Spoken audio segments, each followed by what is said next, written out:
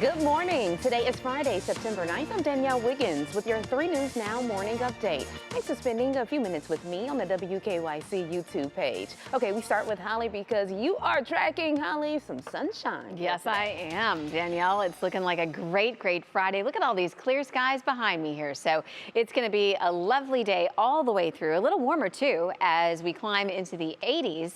We'll have great weather for football this evening, and we are expecting really nice first part of your weekend. So as we do look ahead here on your Union Home Mortgage 7-day outlook, do plan on more partial sunshine tomorrow. We're not going to see the blue skies and total sun that we have today, but it will be dry and warm. Temperatures will be in the 80s. By Sunday, we're bringing in some scattered shower and storm chances. We'll keep those in there for early next week as we're heading back to work and school. And then, Danielle, by the middle of next week, we are back to superb weather, mostly sunny Wednesday and Thursday. Thank you so much, Hollie. And our top story this morning is the passing of Queen Elizabeth II and the ascension of her son Charles to the throne. We dug into our archives and found video when the now King Charles visited Cleveland nearly 45 years ago.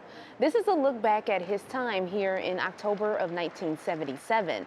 During the stop, he visited the Cleveland Clinic, a steel mill, and a performance by the Cleveland Orchestra. You may not be aware of it, but I am constantly required to speak in many parts of the world on subjects about which I know absolutely nothing. And we sat down with a former 3 News reporter who shared his memories of the coverage of covering that historic visit. You can find that story from Marissa Sines here on YouTube and on WKYC.com.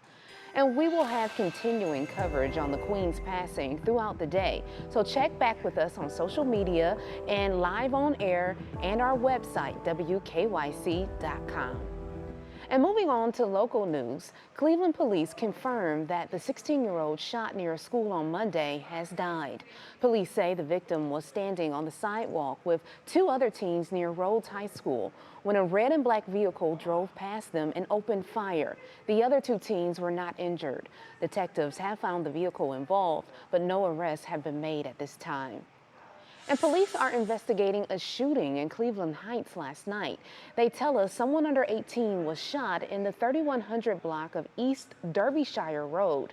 We're told the victim was shot in the stomach. No word on whether police have any suspects in custody. And Oberlin College has begun making payments of $36.59 million to Gibson's Bakery. The decision comes after the Ohio Supreme Court refused to hear the school's appeal of the $25 million judgment awarded to Gibson's, who accused the college of branding the bakery as racist after a shoplifting incident. The total payment covers the judgment, attorney fees, and accumulated interest. And flags for honor will be on display at Edgewater Park for a 3rd year. There's over 700 American flags set up to honor fallen and active military, law enforcement, firefighters, and EMS workers, among others. Each flag represents one honoree, and you can scan a QR code at the display to find the flag dedicated to each one. They will be on display until Sunday. And today, President Biden will be in Ohio. He's set to speak at the groundbreaking for the new Intel manufacturing plant in New Albany, just outside of Columbus.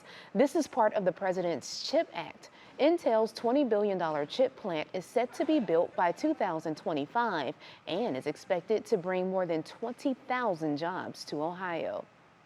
And at least 20 students at the College of Wooster have reported incidents of bat biting. These incidents have occurred at a dorm on campus and a private residence near the college.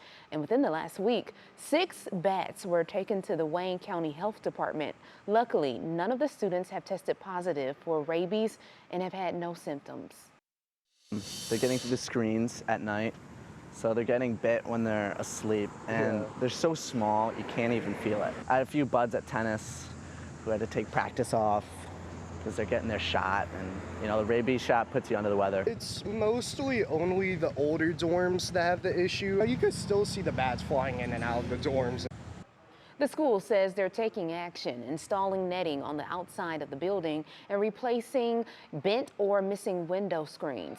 Although it's not exactly clear how the bats got in, well, we don't know how they got there in the first place. And tomorrow is Velasano, an annual bike riding event in Cleveland to raise money for cancer research at the Cleveland Clinic.